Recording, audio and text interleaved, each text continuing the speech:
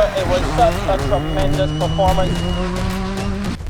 Hello and welcome to Nation News Touchline Report. Can you tell how excited I am? We are excited for the return of local football competition. The Republic Cup and the Women's Super League got officially underway this past Sunday, and we were all over the place trying to bring for you all the results, all the scorers, and all the action from all the games on Sunday. I'm here with Anmar Goodridge-Boyce. My name is Nick Maitland, and we're here on our Touchline Report to talk to you about all the games this weekend. And firstly, Anmar, how do you feel that we have competitive football back in Barbados? Yeah, it's great to have football back. We've been longing for the sport to resume on the domestic level. Obviously, we have had national teams training, national teams going and competing in overseas tournaments. We know the Barbados senior men's national team would have been in competition in the CONCACAF Nations League. But we always were talking about the need to have the domestic cup back, and obviously the Barbados Football Association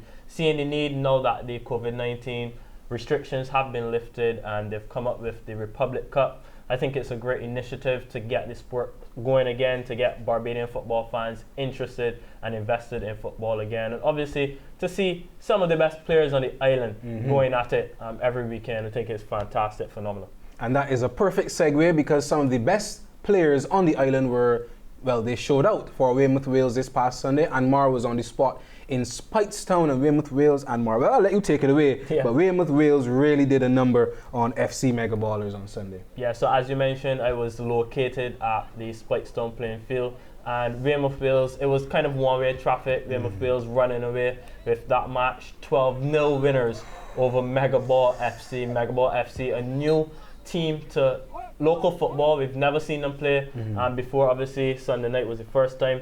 It's a team that is based in Sitzman, St. Peter. Okay. So they were pretty close to home, but I guess the home advantage didn't matter, and the Weymouth Wales fans who traveled, they made that trip from Carrington Village to the north, and Wales showed no mercy. The fans definitely delighted with the 12-0 scoreline, and it's a new look Wales team. Nick, I'll tell you, the likes of Kishmar Primus, who is Barbados's leading goalkeeper. He is the #1 custodian. He has, well, switched from the Barbados Defence Force sports program. Obviously, the sports program halted at the moment. So a number of their players, Akeel Hill as well, the centre-back for Barbados and the former BDF SP man, he has also turned up at Wales. Arantes Lawrence. Now remember, Arantes Lawrence, he would have been at Wales before. I think he was a Premier League winner with Wales as well. Right, a Premier League winner with Wales. He left Wales and went to St Andrew Lions. I think it was the 2018 to 2019 season. He's back at Wales now, and he was on the score sheet last night. Romario Harewood, he scored 4 goals. Romario Harewood. Pete Harewood. We miss Pete, you know. One of the guys we miss is Pete for sure. He scored 4 goals, and Ray Snag as well. He came on the bench, from the bench, and he made an impact as well. Rashad Smith, another player from the BDFS sports program, coming over to Wales. So like I mentioned, it's a brand new Wales team. Hayden Holligan still there, still the captain. Morris and Ramar Miller still in the back line, but it's a new Wales team, and they signal an early warning that they will be in the championship round. I think it'll take a massive upset for Wales not to be there, and they made it clear on Sunday night in front of their fans. Well, and 12-0 is, what a statement 12-0 is. I think that even when in international football, professional football, when you get up to 8, 9, it seems so incredible, but 12, that is, wow, there's no real words for that 12-0 victory. You spoke to anybody when you went down there? I sure that those guys were itching to speak to you, speaking to the media. Yeah, so I spoke with the captain of Wales. I also spoke with the coach. But before we get to the coach, I mentioned before, had a chat with the captain, Mr. Hayden Holligan, and this is what he had to say. Holligan, what's it feeling like to win in such an emphatic way tonight? The feeling is great to win. I just think that this first game was merely to see where we need to improve on the game itself. What do you think of the team's performance? It was a little sloppy in the first half, but as the game went on, the guys started to put together the passes and ended up being victorious. You think of the scoreline, 12-0? No comment about that one. Okay, and obviously this is the first time you've been playing a domestic league match for quite a while. Talk me through that. What was it feeling like to finally get back on the pitch? We know you would have represented Barbados, Captain Barbados. So what was it feeling like to start back playing domestically? The feeling is great. Everybody that wants football start back in Barbados, so it's awesome. So there we heard from the captain of Weymouth Wales, Hayden Holligan, speaking about how great it was to get the victory. He mentioned that his team wants to improve as well. He said it was a bit sloppy in the first half. I think Nick, the Wales team, they will progress in this tournament. It is early days, but I still think it's a very good performance despite Hayden talking about improving. I also spoke with the head coach, Mr. Carlos Jackman. He's the new coach, obviously taking over from Ronaldo Pee-wee Jilts, who was the coach the last time Wales would have played in the Premier League. But there's a new man in the hot seat at Wales. He mentioned about the starting of the training. That was a bit delayed ahead of this tournament. And we'll listen to what else he had to say. So Weymouth Wales with a very emphatic victory on the opening night of the Republic Cup here in Spikestown. 12-0 winners over Megaball FC. I'm standing next to the coach, Mr. Carlos Jackman. First of all, congratulations. What are your thoughts on the victory tonight? Thank you, and the boys did well tonight. They just do what they had to do. They know what they have to do, so they just went and execute tonight. What was the training like for Wales for this tournament? But quite honestly, we really started late because we didn't have a home ground. So we had to share a ground at Lumber Company, so we were actually behind in our preparations. But the guys, they know the system well, and you would have benefited from the transfer window. A number of new faces to this Wales team, a number of Barbados players as well. How do you think that they would have gelled and give you an advantage? I know it is early days, but for this Republic Cup. Well, we just get a couple of players from the BDS sports program, but we didn't do a lot in the transfer market. The guys are accustomed playing with one another. They know football is universal. We play a basic system that everybody knows what the role entails. So John is not familiar with one another. The island is very small, so players will play with one another at one stage or the other. And you're happy with the style of play, how the guys knocked around the ball and get it in the back of the net? Yeah, the guys executed well, so I can't complain about tonight. But we got some work to do still, and we ain't fooling ourselves and resting our laurels. You've not seen the best version of Wales as yet. We definitely be coming back a little harder next time. So Wales definitely in the mood and definitely planning to go all the way in this tournament. For sure, as usual, for sure. Like I said, congratulations again, coach. Thank you. Wow, Nick, interesting comments from Jackman. He said, we haven't seen the best version of Wales as yet. Wow. So imagine winning 12-0 in your first game and the coach saying, hey, look, listen, this is not the best we have. Well, if that 12-0 wasn't a warning, that definitely was a warning from Coach Jackman. And obviously he's new in the role, and he was at St. Andrew Lions, I think, before as well. So he's looking to get his feet back wet into top-level football, and he wants to do well because he probably wants to maintain his job when the local season starts or get another one, maybe a better one. But I don't think there's any better jobs than Weymouth Wales, especially in this form, 12-0. Don't think there's many better teams than Wales. But I would say there's one team I think can battle Wales for the $30,000 grand prize in the Republic Cup this year, and that is Paradise. Yep. And Paradise won 6-0 over Barbados Fire Service on Sunday at the Valerie Ground in Britain's Hill. I saw my good friend Ramon Manning. He was starting at left back. Jason Barbers Boxill, he's a living legend of Barbados football, and he was in the bars. Had a clean sheet, of course.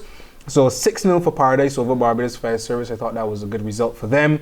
And at the same venue, UWE Blackbirds, they defeated Hillaby 5-0. And it's worth noting that UWE Blackbirds are being coached, the men's team and the women's team, being coached by Ricardo Cracker Goddard. I miss Cracker on the touchline with all his antics and all his behaviors. Very, very animated. Man, I miss Cracker. So Cracker, we get to see you twice. Women's football and men's football. But those were the games at Valerie. And then over at Bagatelle, we had a victory for Notre Dame over United Stars Alliance by 2-0. And then Wotton, another Christchurch team, they beat Young Boys FC 2-0 also at Bagatelle. And then I think this one was at Greens in St. George. AGB, Deacons and Evansmore Academy. Deacons beating them 20-0. I think, Nick, you're going to have to repeat for the viewers and listeners at home. I think you're going to have to repeat this. Deacons 20, Evansmore Academy 0. I was told that the score was 20-0 at halftime. So it was mercy in the second half. Yeah. Well, kudos to them. Sorry for Deacons for being so merciful in the second half, but they were merciless in the first half. You can score 20 goals per man in 45 minutes. Yeah, That's a goal every 2 minutes. Yeah, I think it speaks a bit, Nick, to what maybe the impacts of the COVID-19 pandemic. A number of players not being able to go out there and train. A number of players obviously not really focusing on football at the time. So they're now, getting back into the groove, getting back into training, getting back into competition. So no surprise actually that we've seen score lines like this on the opening weekend of the tournament. What we can hope though is that going forward, that some of the teams and the players continue to get better and better as the tournament rolls on. And continue to train as well and just get fitter as well. We want to see good fit football. And that final game at Greens was Ellerton. Ellerton beat St. Philip Football Academy 7-1. So 28 goals were scored in 2 games at Greens in St. George. It was a green, productive day for the Strikers for sure. I think it should have gone to Greens. But I went to Britons Hill because, of course, my mother is from Britons Hill, born and raised in Gunsight Road. Those were the men's games, and there was one game that Empire won by default over Red Hill FC. What happened there? Yeah, so I actually turned up at the game about 5 minutes before the kickoff, and then I was told by officials that Red Hill FC, they were unable to field enough players to make up a starting team, and then obviously the points then would be rewarded to Empire. So Empire victorious the first match. Obviously it wasn't played, but obviously they will get the 3 points, and obviously 3 points to start the tournament. Obviously the players probably a bit disappointed, a bit gutted not to actually get onto the pitch, but who knows, they'll take the 3 points regardless. Of course, without having to work for it as well. So big up to you, Empire. Also, AGB, we had some women's games. The Women's Super League is also going on. We have 2 competitions running concurrently. I think that was a brilliant idea from the Barbados Football Association to get everybody back involved one time. And there were 3 games. UE defeating Pineland 7-1. 2 goals from Shanice Stevenson, 2 from Ashani Thompson, 2 from Rihanna Cyrus, and another one from Chanel Alls. Then Fitz Village at Valerie, they defeated RF Prime 2-0, and one of those goals was scored by Barbados left back Keenel Johnson. She loves a tackle. I see Keenel tackle a girl there, man. Whoa. Keenel loves a tackle. And Kickstart Genesis, they defeated Combined Clubs 9-0. The biggest defeat in the Women's League so far. Chazelle Cumberbatch with a hat-trick, and my good friend Amber De Sylvia, she put one in the back of the net as well. Remember, she didn't travel with the girls in February or April because she was trying to get her body back accustomed to the football grind, but she's returned with a goal here for Kickstart Genesis. So congrats, Amber, and congrats, Kickstart, on your fabulous start. So those are all the games that happened on Sunday, AGB, and this coming weekend we will have games on Saturday, I believe, and on Sunday. So we're really ramping it up for a nice conclusion around the 20th or so of November once everything goes great. So what are you expecting finally from this whole totality of football, the Republic Cup and the Women's Super League? What do you really want to see the most? At first though, Nick, before I go into mention what I want to see the most, I originally thought that perhaps maybe we should have had a knockout match, a knockout tournament. I think that maybe that would have been the best way to go, but obviously having watched the football this weekend, I have a change of heart.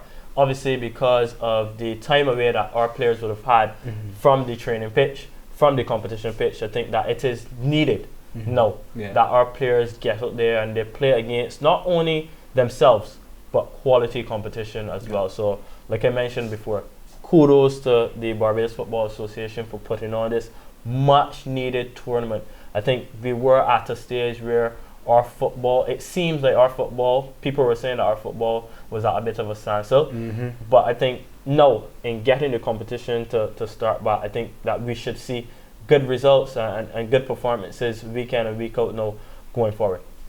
Well, football is back, and that's a fact. Thank you very much, AGB, for sharing your analysis and your expertise with us, and we're sure to see you over the next few weeks talking about the Republic Cup and the Women's Super League. My name is Nick Maitland. Thank you for joining us on this special edition of Nation News Touchline Report.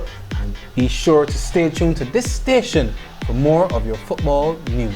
Thank you. See you later. And before we blow the final whistle on this episode, the player of the week is Weymouth Wales' Romario Hayward. The 28-year-old attacking midfielder was in fine form, scoring 4 goals in the first match versus Mega Ballers FC in Spikestown.